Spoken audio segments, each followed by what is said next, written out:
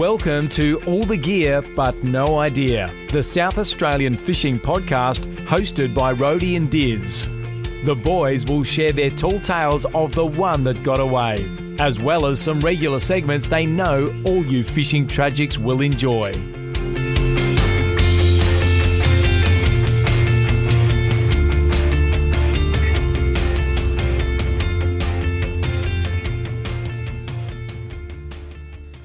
G'day and welcome to All the Gear But No Idea, the South Australian Fishing Podcast. Dizzy, how are you, mate? Good, mate. It's great to be here with you. 1:37. Wow. Time flies. When you're having fun, hey, mate? It certainly does. We've got a huge guest, Rhodey. Ethan Yeo. Yes, Dizzy, he is a diving, spearfishing, periwinkle collecting superstar. Yes, he is. And I'm just actually, Dizzy, I was just actually looking at this just before we went to air. His YouTube channel, EJC Adventures, is going very well. So he's got 220,000 subscribers, 262 videos. How many views do you reckon he's got? Just give me a ballpark. I know you haven't prepared for this, so just give me... Millions. 147 million views. Oh, geez. I think if I was going to guess, I probably would have done like 20 million. Yeah, I would have said a couple of million, but 147 million views. That's a lot. Wow. That's unreal. So I can't wait to hear from him, Diz. That's going to be a good one. Absolutely, we're ready. Before we get stuck into that, let's go through a couple of our usual segments, and we love to start with oranges and lemons. So what's your orange been, mate? Diz, what did I do just the other day? I looked at my calendar and that long weekend has snuck up on me. Happy days. Nothing wrong with a 4-day week next week. Yeah, good call. Who's ever looked at a 4-day week and been sad about that? Yeah, great call. Well, my orange is that it was blowing its absolute dog off a chain the other day. Do you realise that the orange is normally the good thing? Yeah, I know. I'm getting to it. We don't normally sort of have, that weather was horrible as our orange. But we're hoping that it's the end to the Algal Bloom. I knew where that was going. I just thought I'd stir you up and catch you on the hop. You thought you'd cut me off again? Nice. No, I think there was a lot of chatter about that leading up to the storm, wasn't there, Rhodey? It was... I think doing the rounds is the worst storm we've seen in years. Is it a hope or a theory that has dispersed the algal bloom? I think it's a hope. I think I've read something that most of the experts say we won't know for a period of time. Yes. Anyway, Diz, we'll get into that in the news segment, so don't jump too far ahead. We need some cold and windy weather to stay. Mate, I just went and got you a beer out of the fridge. It's pretty fresh out there now. It is pretty cold. All right, what's your lemon been then? Dizzy, I don't know about you. Well, I do know about you, but I don't know about any of the listeners out there trying to run a fishing podcast and talk about a fishing report. It's tough going when no one's been fishing. Yeah, you're not wrong. It's pretty tricky. You need to go across the border or something. Between the algal bloom, the storm, there's not a lot of fishing happening at the moment. Yeah, good call, Rhodey. There really isn't. And my lemon is going to be that long weekend you spoke of, mate. The forecast does not look great for fishing. So you're going to the shack, are you? Yeah, we're going to go over to York's and, hopefully, well, we always have fun over there, but was hoping to do a bit of fishing, but it's certainly not looking that way at this stage. All right, Diz, well, I won't be too upset that I'm not going fishing then. That's fine. Hopefully it blows the dog off a chain again. Yeah. Okay. I might hope for storm number 2 and then we'll really get rid of this algal bloom. Oh, gosh. That's a bit rough. All right. What's the latest on the merch, mate? It's time to get a beanie, isn't it? It's beanie weather. Absolutely. We should do a post promoting that, Diz. We do still have some left. We've got them. They're really good quality and yes, it is absolutely no doubt about it. It's beanie weather. Good stuff. All right. Now, couple of highlights from some of the socials we've been doing, Rhodey. So you got on there and gave that lovely Shimano nude-coloured fishing shirt a bit of a run and promoted the Survival First Aid giveaway. Yes, Dizzy. So the video was promoting the big box that we've got, the full kit. But we've got a smaller giveaway that we're going to launch just in a little bit in our tackle items section, will we, Diz? Oh, yes. So that's a bit of a tease for you. Yes, hold on. If you've just started listening, then hang around for that one because there's going to be one of their fantastic kits up for grabs already. All right, let's get into the news. Rhodey and Diz have been searching far and wide to bring you the latest news across all fishing in the state, and will give you the rundown on what you need to know.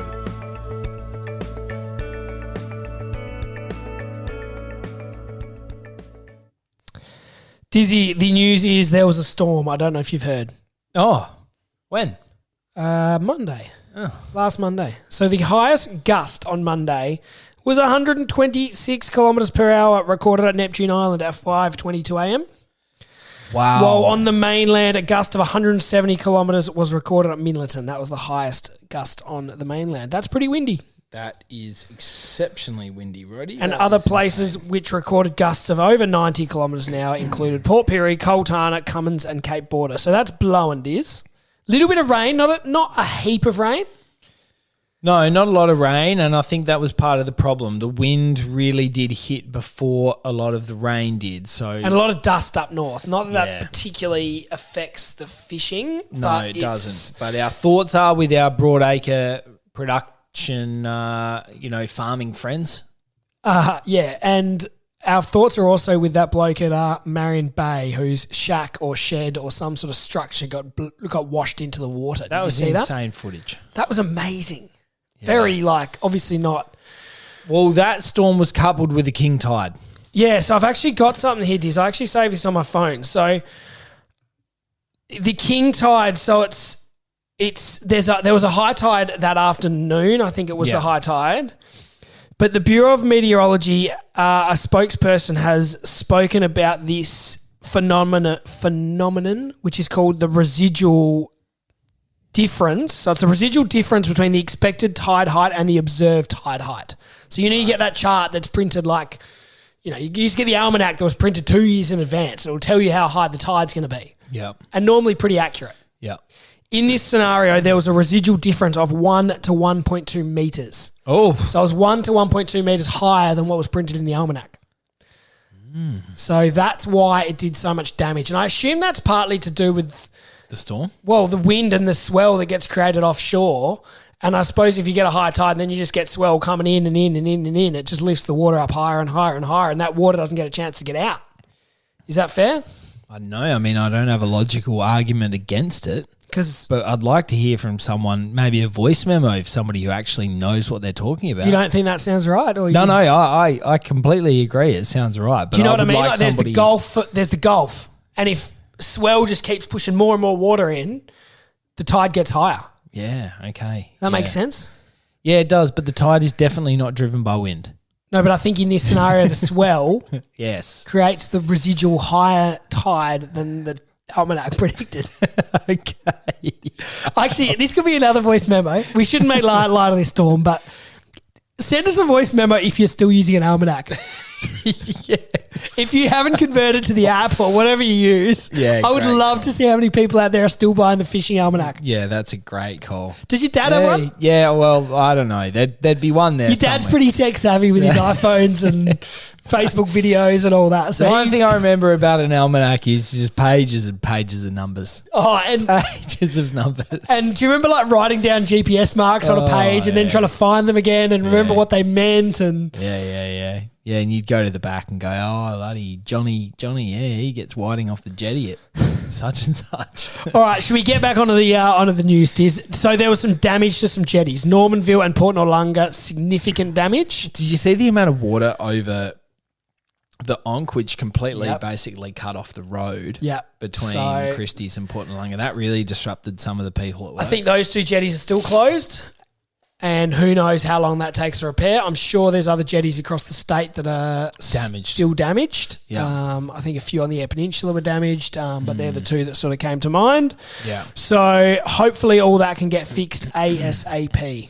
And like you said, there was a shack out in the ocean at Marion Bay that just got taken with the swell. And what about that one at Wallaroo that's on the beach? That was like fully surrounded by waves. Yeah, it was insane. The footage across the state was quite wild. Fortunately, to my knowledge at least, nobody was hurt. A lot of damage, of course. But like we said earlier, hopefully that is good news for the Algal Bloom. And we will watch that closely. I did see Flinders Uni had come out and said something about their temperature monitoring in the ocean have showed that temperatures have decreased a little bit. Yeah, but they do not like offshore temperatures. There's one at 20 Victor, and metres deep. they're in all different locations across the state. And I know like less than a degree different, but they were a little bit down. Yeah. So hopefully that's trending in the right direction. Yeah, good call. Another sort of, this is a real negative of the storm relating to the algal bloom is that the Coorong bloom has hit the North Lagoon of the Coorong, which was brought in by the storm tide. So there are some photos and that of the smaller juvenile fish and worms have been the first to be hit. So Faith Coleman's reported that, Diz, on Facebook. So it makes that unpredictable what's going to happen there. The Coorong's a bit of a different beast to the ocean, but there is evidence that the algal bloom has now got inside the Coorong. So that's a concern. Hopefully that's not going to, well, it's going to have some negative effects, but hopefully not too many negatives, Diz, and I'm sure Faith Coleman will be all over it. Yeah, good call, Rody. Love that, mate. I suppose the other thing is, has it just moved the algal bloom to different locations? So, the theory is hopefully it's dispersed it, but we see here that it's probably got in the Coorong, and who knows, has it spread to other parts of the state? Yeah, hopefully not. We'll watch that one closely, Rody, and we'll no doubt be reporting on that in weeks to come. What else have we got? We've got the salmon fishing comp in Elliston. That's always one that we like reporting on because it's a wonderful comp with some brilliant prizes, and it goes for quite a while. It is the Australian Salmon Fishing Competition. This is a bit like, I'm absolutely not having a go at the competition because I love it, but it's a bit like when the NBA champions are crowned world champions. Yeah. Elliston's just taken over and said, we are the Australian Salmon Fishing Comp. Yeah, the unofficial official. So anyway, Diz, that is starting. It's officially kicked off, I think, here, Diz. Did it start today? I think it actually started today. It did. Yes. Confirmation, 1st of June. June to, is it August or? So 1st of June to the 31st of August. Yeah. Salmon must be caught with hook and line from the shore between Mount Camel Beach and Sharinga Beach on the Eyre Peninsula. Entrants must purchase a ticket for $10 before catching their salmon to be weighed, must be gutted and washed, not gilled or scaled, and presented on the day of capture to be weighed. Tails will be clipped at weigh-in, that is to ensure you're not weighing in the fish multiple times.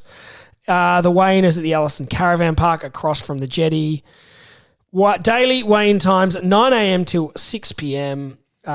Maximum of 3 salmon per person can be weighed in. And there is some absolutely ripping prizes. $2,000 for first prize heaviest fish. Yeah. $1,000 second. $500 for third. $200 for the weekly mystery weight. So that means that any fish is eligible for a prize. $50 monthly photo. And new prizes tiers, $500 monthly heaviest fish and $500 for the junior heaviest fish. There's basically a reason for everybody to enter that, isn't there? I mean, it really is a great competition, which if you're down that part of the world fishing, you certainly should participate in. And even like someone like you could go out there, catch donuts and get a nice sunset picture and still be in for a sniff with the photo cop. True. All right, Rody. Well, I'm just going to bring you a little bit of a strange story coming from our friends in Tasmania, but there's been a pilchard. Hold on, did you listen to the start of the podcast where it was called the South Australian Well, I'll Fishing eventually Podcast? get there because I think what I am particularly worried about is whether this particular virus or something could carry, and that's what I'm a bit worried about, Rody. But the pilchard virus has been found, as I said, in Tasmania, and it is authorities are basically saying that the salmon bacteria is not to blame. Now, for anybody who's been following along with the salmon bacteria, that's got to do with the farming, and there's a whole range of stories based on that. But essentially, there's been some testing of a large amount of dead fish, all said to be pilchards, across Hobart's beaches, and they have returned positive results for a pilchard virus. So they are not linking the two, which is good, and we're basically hoping that it is an isolated case and one that doesn't spread to further waters. Question without notice, but are those two sort of populations of pilchards linked? I don't know. I really do they migrate from Tasmania to South Australian waters? What if they go into the tuna? Well, that'd be a big issue, wouldn't it? Do you know what else I was actually reading? You just made me think of this, Diz. Did you know that wildlife experts are preparing for a new bird flu to hit South Australia? They've been waiting for it. It's been across... I think mostly in the northern hemisphere, but it's a different. I've just Googled it as we're talking. It's the H5N1 bird flu, and they're waiting for it to arrive. And there's concerns that it could first hit the Coorong. So it's been identified in most seal species in Antarctica, and they say, I was reading this on the weekend, the reason why it hasn't got to South Australia yet is that most of the migratory birds. Is that the word? Did I say that correct? Yep. Most of the migratory birds that get this disease never actually make it to South Australia because they're too crook. So that's why it hasn't spread to get to this part of the world. It's been going around since 1996 after it emerged in China. Wow. And it got big in a 2020 mutation in Europe. So there's concerns that could decimate the sea lion population. And I think actually Faith Coleman might have been involved in this too, but there's a whole group of people that are involved in the Coorong Environmental Trust, and they're wanting to, this is how it came across it, they're looking for a suitable, or they think they found a suitable property that overlooks the Coorong that they want to turn into a monitoring station to do sort of testing and field studies looking out for this, Diz. Wow. That's interesting. That's at least semi-fishing related. Yeah, nice. Very good. Very good, Rhodey. Well, that's a nice little news segment for the listeners out there. All right, Diz, should we keep moving and get into our tackle item of the week? We should.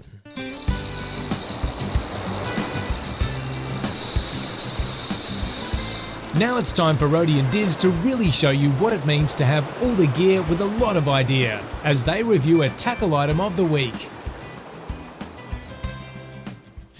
Okay, you listeners out there, for this tackle item of the week, we've got the Ocean Warrior First Aid Kit by Survival First Aid.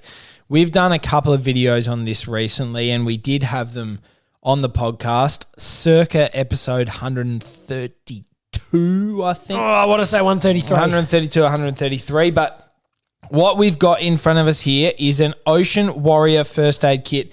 As I said, we absolutely love these kits because they are very clearly labelled, knowing exactly what you need to replace with codes on them if you do use them. The website that they've put together on Survival makes it incredibly easy to reorder or replenish or restock or order another kit if you need a second one, or order one for a family and friend for their Christmas or birthday present, you name it. They have got it all. It's an excellent piece of kit. This one is particularly nice and compact. It is brilliant for 99% of recreational fishing people, I would say. It'd really only be probably those, commercial, hardcore guys that might want a bit more of a kit, and then of course you jump on Survival and upgrade to their larger kits that they've got readily available online. But the Ocean Warrior First Aid Kit is fantastic. We're going to do a post soon which will show you the Ocean Warrior Kit in a bit more detail, and it'll also talk about the giveaway we're running, Rhodey. So we've got 3 of these to give away, Diz. They're recommended retail of $119.95. So very generous of Survival First Aid Kit, Mike and the team, for giving us these to give away to our listeners. We're going to get you to tell us why you need them, what your scenario is that sees you needing a first aid kit. Good call. And it comes, one of the great things is, it's so easy to use. Everything's labelled, everything's laid out neatly. It's colour-coded. It's even a dodgy pharmacist like yourself could figure it out. True. I was able to figure it out. I've just been waiting to whack you on that. Unbelievably. We should start ranging them in the pharmacy. You could. Are you allowed to do that? Have you got first aid kits in the pharmacy? Yeah, currently? we do, but they're nowhere near as good as that. Oh, geez, you're just whacking the headquarters at Terry White that put together some nice first aid kits for you all. Well, it's nowhere near as good as Survival, so I'll tell you that for free. Very good. Now, Diz, we as we say, big thank you to Survival for sorting those out. And it's a great prize and a great piece of kit. Everyone should have a good first aid kit. It's one of those things that you have on board your boat. It's like, it's like a spare, what's the thing that you put in when something stops working? Electrical. Spare fuse. It's like a spare fuse. You hope you never need it. Spare bung. But when you do need it, spare bung. You hope you never need it, but when you do, you're thankful you got it. Yeah, good call. All right, well, we're glad that you got fuse out of your mouth, mate. That's a really nice ending to the tackle item of the week and, of course, our giveaway. So get your stories into us and we'll have these Ocean Warrior first aid kits coming your way before too long. Rhodey, without messing around anymore, let's get our wonderful friend who's going to talk a heck of a lot about some of the diving and everything he's been up to. Of course, we're talking about Ethan. Let's get him on the line. Now it's time to get our guest on the line. We'll ask them the all-important 5 questions, then chat all things fishing in SA.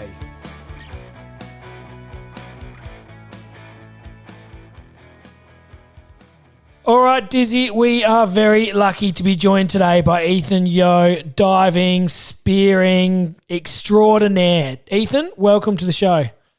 Thanks, guys, for having me. It was a long time coming. I'm glad I could finally tee up a time with you guys.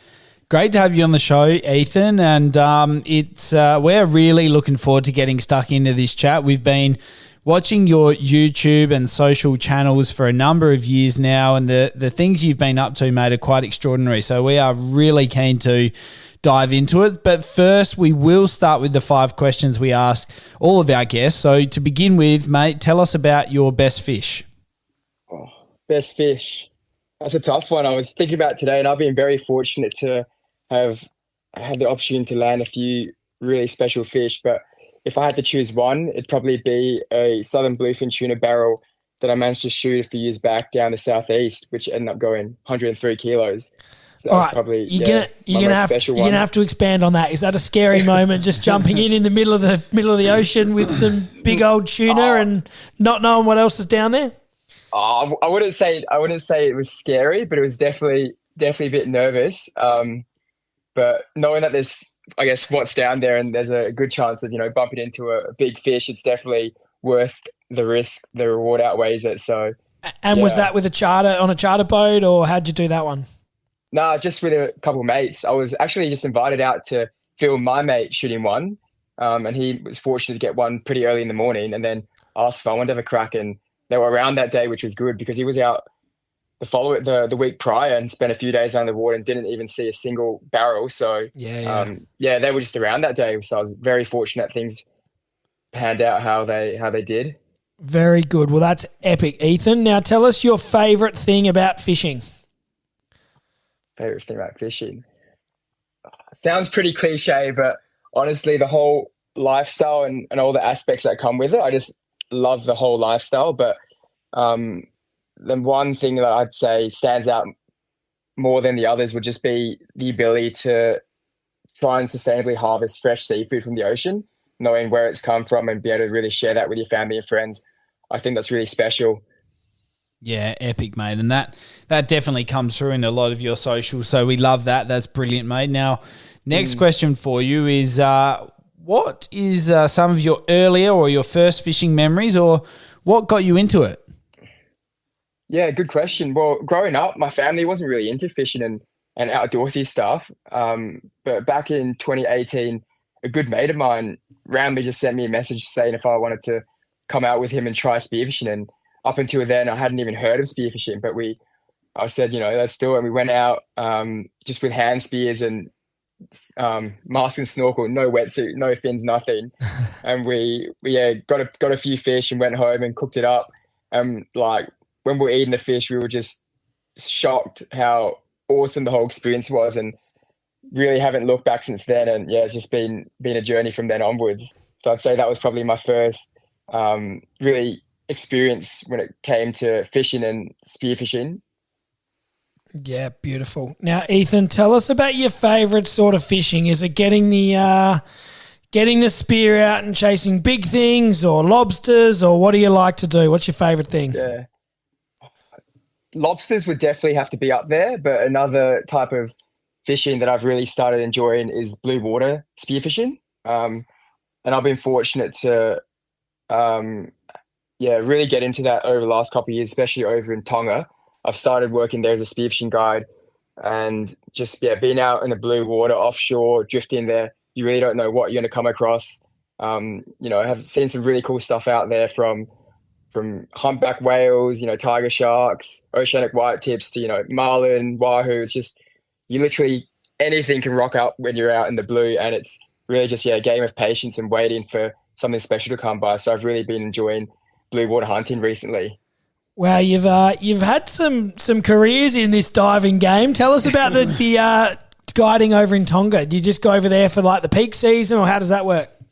Yep. So I was fortunate to get in contact with someone called Rob Torelli, who, and anyone who spearfishes knows, would have heard his name. He's a spearfishing legend, and he's got a whale swim and spearfishing and fishing charter business over in Tonga. And he was actually the guy that asked me to come out and film him shooting the tuna barrels a few years back.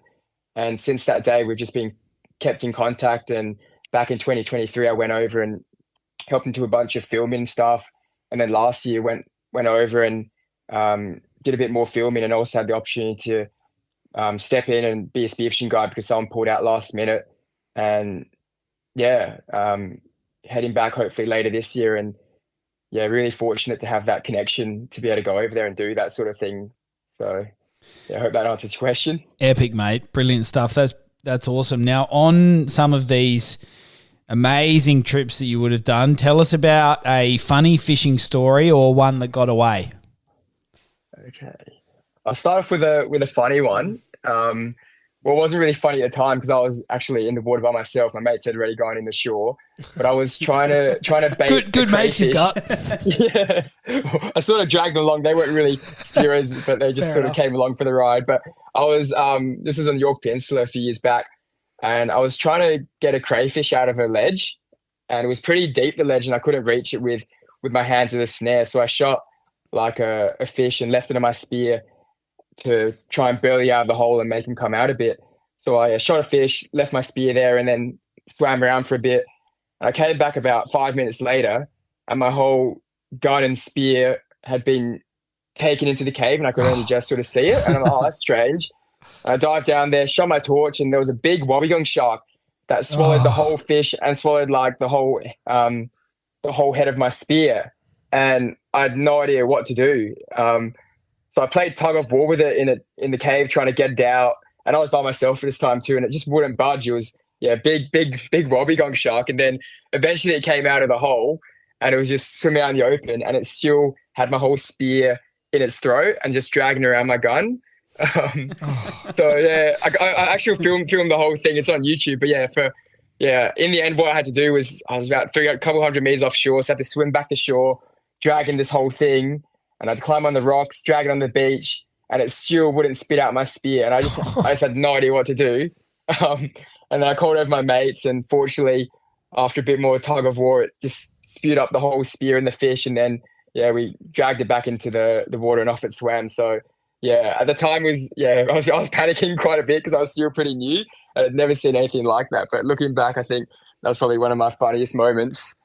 Wow, that's a good one, Diz. We haven't really had a tug of war with the wobbegong come up in this question. No, we haven't. That might trump a few, I reckon. No, very good. Now, Ethan, tell us a bit about yourself. So you told us you sort of took up spearfishing 7 or 8 years ago. It's obviously gone really well. You still love it, do it recreationally, but it's also become a bit of a career, and you're still doing all your social media and your YouTube. Tell us a bit about your journey into sort of diving and spearfishing. Yeah, so like I mentioned, it sort of started back with my mate, and then a couple of years after, it was about probably a year after we started spearfishing, I started filming because I was seeing like a lot of pretty cool stuff under there, and I'd tell my other mates and my family, and they honestly, I don't think they believed what I was seeing. So I went out and bought like a pretty cheap action camera and started filming and making like little videos here and there just to show my friends and family. And then, naturally I started putting them online. And over time, it sort of grew. And then a few years back, a job opportunity popped up working as a commercial lobster diver up on the Great Barrier Reef. And it seemed like a pretty sick job. So I gave that a crack and did that for the 2023 and 2024 season. And I might head back later this year, just see how things go.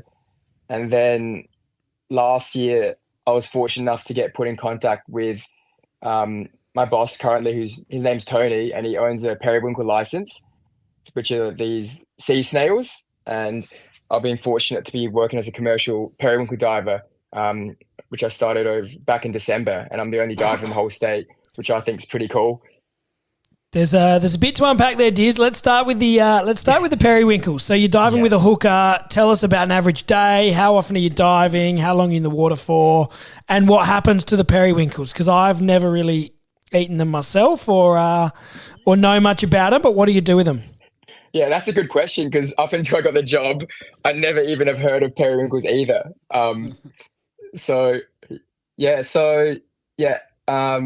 Mainly we dive down the southeast around sort of Port MacDonald, Carpenter's Rocks area, and it's hooker based. With my boss has two big air tanks on the boat, so there's no noisy compressor, which is a good thing.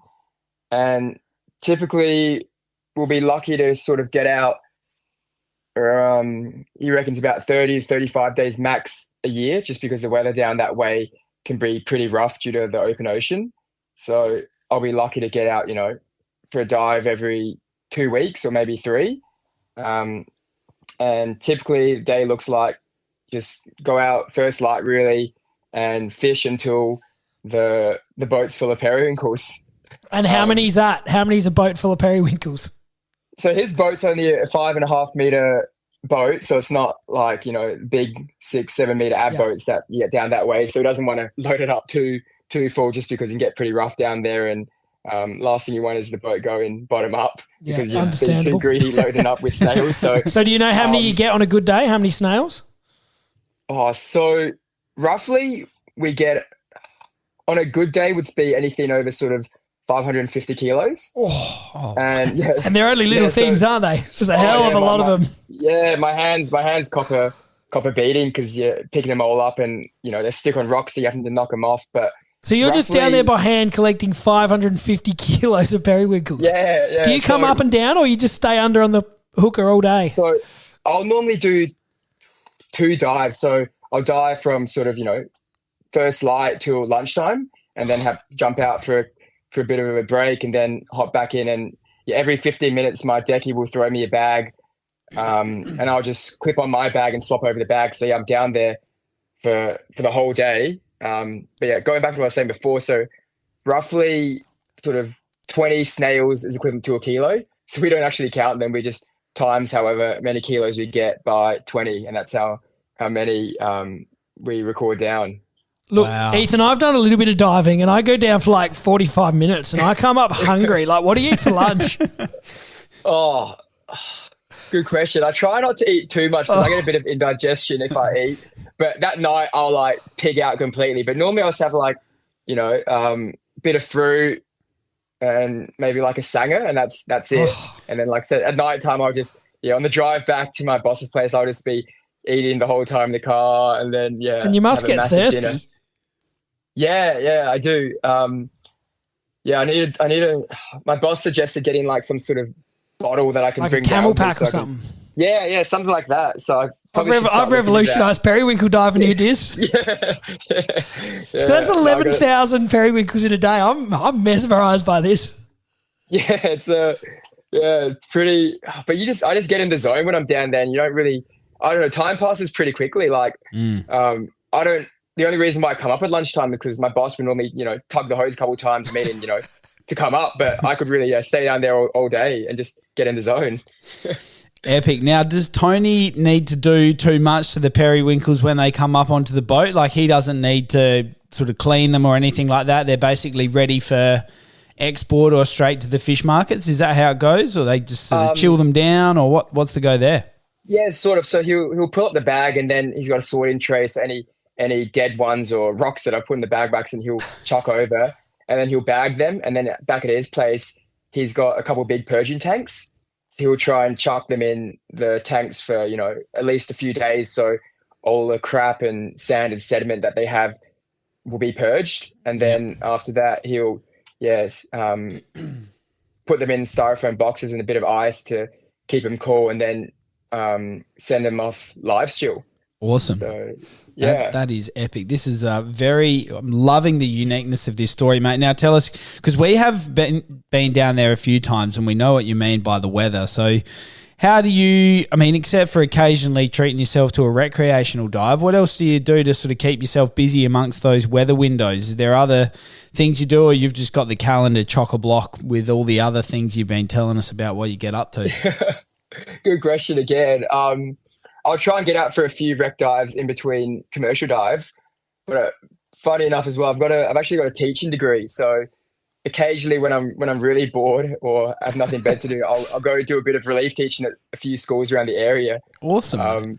Down in the southeast, do you live down there, or you live in Adelaide and commute? I live in Adelaide, but I've done a couple of days down at the rural schools, which has been fun. But most of the time I'm in Adelaide when I'm not working. Nice. Just take the kids out for a little excursion, chuck a mask on them, and see if you've got any future periwinkle divers. Yeah. Well, actually, no, I don't want any more competition. Yeah, that's right. You got to protect your patch. Yeah. All right. Sorry. Oh, and then, do a fair bit of editing on the side too. So I've got, a fair bit to keep me busy really, which is good. I don't get too bored. Nah, very good, Ethan. Now tell us about some of your previous work. So you talked about diving for crayfish up north. Tell us about that sort of work. How did that all go?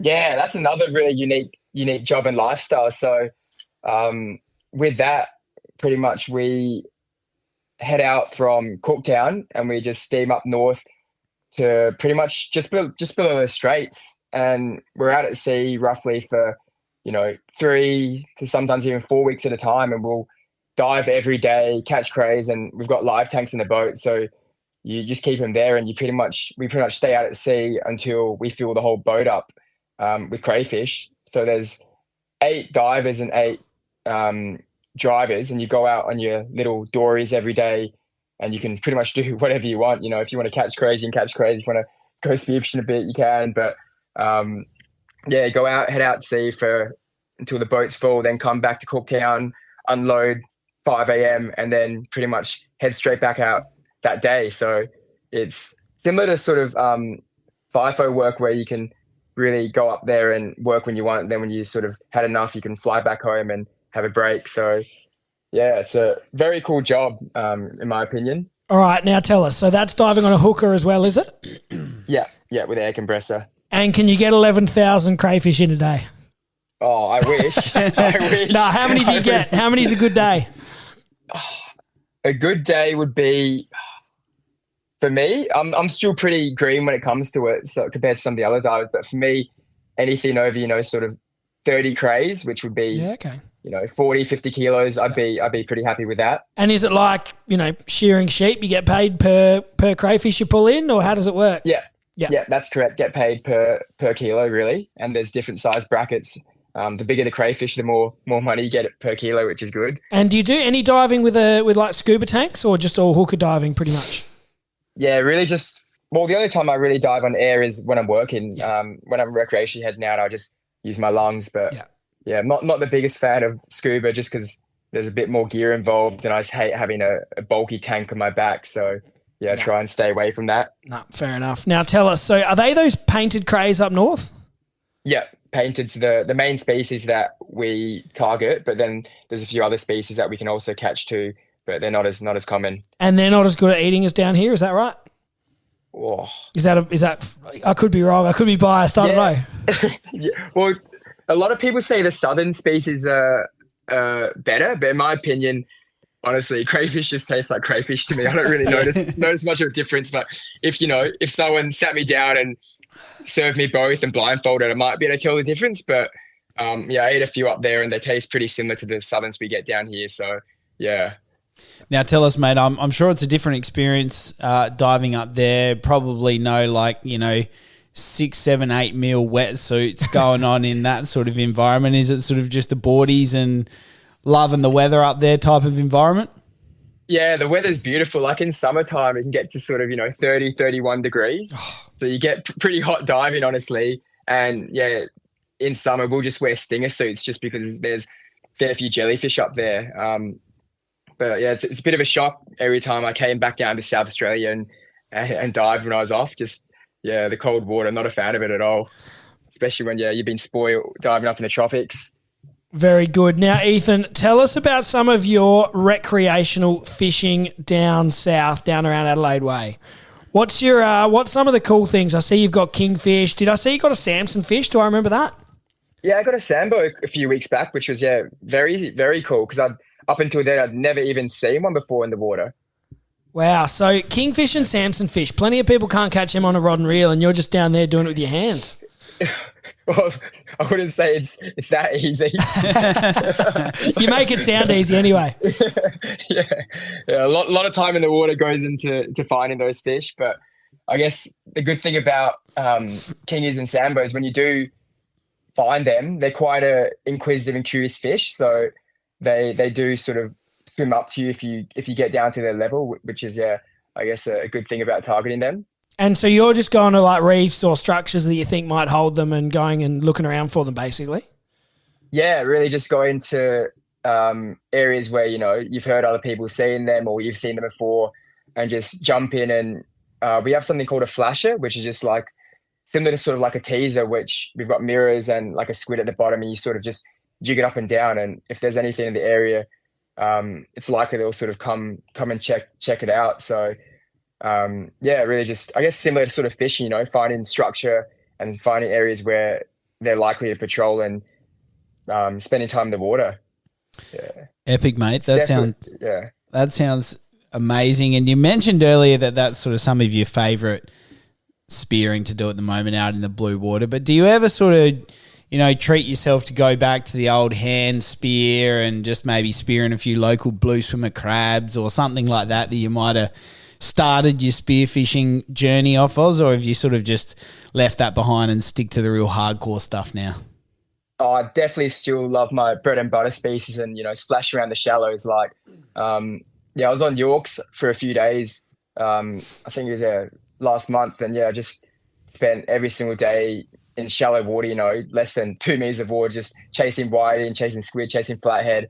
And I find that's honestly just as rewarding as targeting, I guess, trophy fish. I've definitely haven't lost the passion for that. Versus I know some guys when they get sort of a taste for blue water and bigger fish, that's all they really stick to, and they can't go back to that because it doesn't interest them anymore. But to me, I think they'll always still be just as enjoyable as hunting bigger fish. Beautiful. Now, Ethan, what's the hardest fish to target in your experience? In South Australia? Yeah, let's stick to SA. Yeah, hardest fish. I think to find, it'd definitely be mulloway. Yeah, fair. I think a lot of people struggle with finding them, and I've found honestly they're really a fish that can just show up anywhere. I've seen them in a few different spots, but I guess that they call them a silver ghost for a reason, and I certainly haven't figured them out yet. But in terms of finding them, they're definitely the hardest fish so far. Nah, fair enough. Now, tell us, Ethan, you've been diving recently. Have you seen much of or noticed much difference with this algal bloom that's been going on? Good question. I was offshore a few weeks ago, and I did see a few fish floating around on the surface, which was, obviously not very nice to see. And I think it is a bit worrying what's going on right now. And I know there's a lot of fish and stuff that we aren't seeing that are definitely getting affected. And, we're only really seeing the stuff that gets washed up or people are seeing underneath jetties and stuff. But personally, I haven't seen that much because the areas I've been diving, I've been trying to sort of stay away from where the blooms been going through. But I think seeing fish floating around like offshore was a bit of a surprise to me because it goes to show it's not just happening along the coast, but it's I think there's been reports saying it's the size of KI right now, the bloom, which is very, very concerning. And it's going to be interesting to see what happens after it all blows over and whether there's going to be any changes to the regulations or fisheries. But it's definitely not ideal what's happening right now. Now, Ethan, you were included in an advertiser article recently about some sort of social media fishing in South Australia alongside Diz and myself, which was a bit of a gong for us, but it must be good to see spearfishing getting some recognition and good for yourself to make that list as well. Yeah, definitely. Like when I got asked to write a little bit, I was pretty stoked to do that because I know spearfishing in South Australia definitely hasn't always been seen in a positive way. And yeah, I'm just hoping that with time and a bit of education that people can sort of start to understand that it's not just a bloodthirsty sport going out shooting as many fish as possible, but when practiced correctly, it can be very, very sustainable. So yeah, I'm glad that it's getting out there a bit more and I could be a bit of an advocate for it. Yeah, beautiful. Now tell us, Ethan, last one I wanted to ask you, do you ever get the rod and reel out? Well, funny enough, I was rushing the other day because I've got a couple of rods and reels that was given to me, but I was rushing the other day and I must have knocked one of the rods and it must have fallen down. And when I closed the door, I heard a massiut crack. You've broken it. And one of my rods that was given to me was cracked in half, and I sort of just put it away. But occasionally I do, but I'm not a very good angler and I don't have the patience. Every time I've gone out and people have promised, we're going to be getting a lot of squid, a lot of fish, every time it's just been donuts for me while the other person's been catching stuff. So don't worry, mate. That sounds like Dizzy. You're all good. Your solution to that is just like stuff your rod and reel. I'm going to jump in and find them myself. Yeah, definitely. But no, I do enjoy catching, but I don't enjoy fishing. No. Yeah, good. All good. Good call. All right, now, Ethan, you need to give yourself a plug. Tell us about your YouTube's got 220,000 subscribers. That's a hell of a lot. So tell us about that and your social media as well. Yeah. So with, I guess, YouTube, I was sort of a bit dormant for almost 12 months just because I was too busy diving instead of editing. But I've got a lot of footage in the archives, especially from Tonga. I was there for 10 weeks last year and I'm slowly getting through all the footage. So hoping to start uploading a bit more frequently now. And yeah, with Instagram, I try and post every now and then, just sort of what I'm getting up to. So if anyone wants to follow that, it's just EthanYo1 on Instagram. So that's really all I have to say. Yeah, awesome, mate. Your socials are amazing. So in between, periwinkle diving, being a spearfish guide in Tonga, up diving for crays and occasionally treating yourself to a wreck dive, maybe get back to some of that editing so that everyone can watch what you're up to. But you've been a great guest. It's wonderful to get you on the show. Thank you for sharing about your journey and everything you've been up to. And wish you all the best. No worries. Thanks a lot, legends, for having me. It was great to finally chat to you guys and hopefully catch up one day for a fish or even a dive, maybe if you guys are up for it. Beautiful. We'd love to, mate. See you soon. All right. Catch you later. All right, Dizzy, that was great to chat with Ethan, and I am still getting over the fact that he does 6 hours a dive without a drink of water. That's unbelievable, really, and just the amount of periwinkles. 11,000 in a day. Oh, my fingers were tapping away on the calculator trying to work that out before Ethan said it. The amount, unbelievable. Well done, though. Brilliant stuff, Ethan. All right, Brody, let's get into the fishing report. Brody and Diz have been out on the water to bring you the news about where they're biting. Now it's time for the fishing report.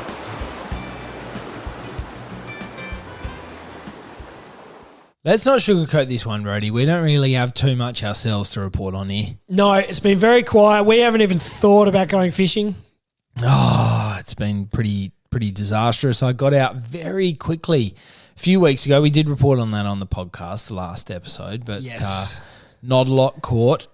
Was relieved to know that there weren't too many other people catching them around the same time, but still been pretty quiet on our front. What I would say is I'm seeing quite a few reports of people getting whiting metro. I think that those winter tings are coming in, and I reckon that storm would have helped. I reckon it would have, Diz, and I haven't heard too much, but it makes sense. The cool weather's here. The storm, like we say, the dirty water, the winter whiting often fire up. So it wouldn't surprise me sort of yesterday and today over the weekend, the weather's been pretty good probably. Yeah. So I reckon some would have got out. It would be interesting how they went, whether the algal bloom has cleared up and whether things are starting to work their way back to normal, which you think they probably should be. Yeah. Hopefully. Fingers crossed. And I tend to agree whether it's now or in the next couple of weeks, we're going to A, know about the algal bloom, but B, we're going to see the whiting fire up. Good call. All right, but our friends at Reef Encounters down on Yorks, they've been doing well. They've been getting some sambos. They're about the only ones that have been doing well, I reckon. They've been the only ones that have been out. Yeah, they've done well. They wouldn't have been going out on Monday. It was blowing a gale, but they would be out after that. The weather got better. No, it would have, Diz. It would have been okay later on in the week. And, yeah, they've got Nanagai, Blue Morwong, I think I saw. Yep. Big ones of both of them. Samson Fish, like you said, they're doing very well. I haven't heard much from Paul McDonald. No, Probably weather hasn't been up to it down there. Put something up on his Snapchat not too long ago with one. I don't know whether that was an old photo or not, though, but Tice would be near them if they're there. I reckon a couple of the charters have said they've got spots in the next couple of days, so hopefully that means some reports will come out. But, yeah, it is, to be honest, a quiet fishing report this week. Yeah, it is, and we're not going to sort of lead you guys along for too much longer because we're hoping that we'll be able to wrap this one up and bring back a lot of reports after the June long weekend. If you don't have any plans, then make plans. Get yourself out on the water. Hopefully the weather plays the game, and we'll be coming back to you live in a couple of weeks' time. Rody, where can the listeners find this one? Dizzy, get on your Apple Podcasts, your Spotify, jump onto Facebook and Instagram, tag us in all your fishing photos, help us out with our fishing report in some of these winter weeks when the weather's not so good. Voice memo about the tides? Yes, we'd love to hear about the tides on voice memo or anything else. Do you have an almanac? Hit us up with a voice memo. Good call. Good call. All right, guys, thanks for listening. See you guys. Rody and Diz hope you enjoyed today's episode of All the Gear But No Idea. Keep up to date by liking and sharing us on Facebook and Instagram. And you can subscribe on all the major podcast platforms. Until next time, good luck fishing.